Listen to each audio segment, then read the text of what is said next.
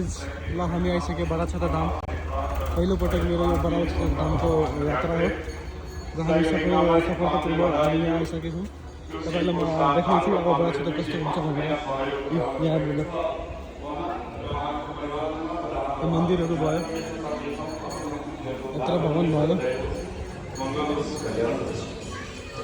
सहयोगी क्रमले बम कुमारी केसीज्यू तुलसीपुर 7 दाङबाट पाल्नुभयो 105 रुपैयाँ सहयोग प्रदान गर्नुभएको छ।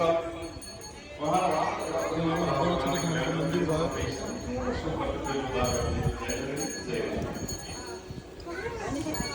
हामी यहाँ नुहाउन गएर छौँ।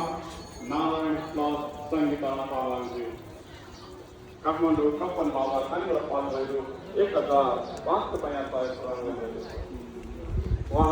बडाछोटा धामलाई कहाँ लाइछौ? बडाछोटा धाम आएपछि त कहाँ लाइछ तोरा देखिले? ठीक लाग्छ? एकदम बेजोर लागेछ, बेजोर लागेछ, बेजोर लागेछ। निक लाग्यो, पुरा भ्यू सब निक लागेछ। काफी यात्रा कहाँ बोल्यो तोरो के? नारायण संगीता तामाङज्यू धेरै धेरै धन्यवाद। धन्यवाद प्रेरणा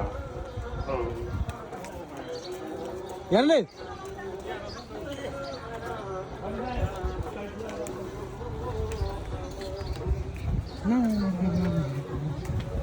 अब हामी नुहाउनको स्थानमा गएर छौँ।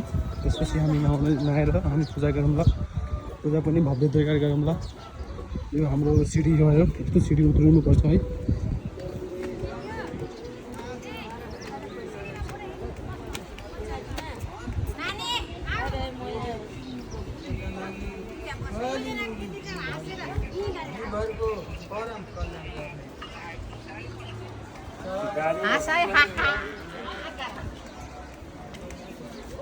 जय शम्भु।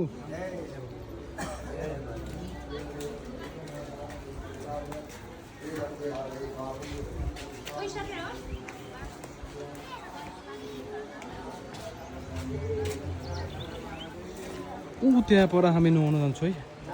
यहाँ मान्छेहरू नुहाएर छ त्यहाँबाट। त्यसपछि हामी नुहाएर पूजापाठ गरौँ ल। त्यसपछि म तपाईँहरूलाई फेरि ब्लगमा ल्याउनेछु। अहिलेको लागि हामी यही ब्लग बन्द गर्छु। धन्यवाद। हेर्दै राख्नु हाम्रो ब्लग।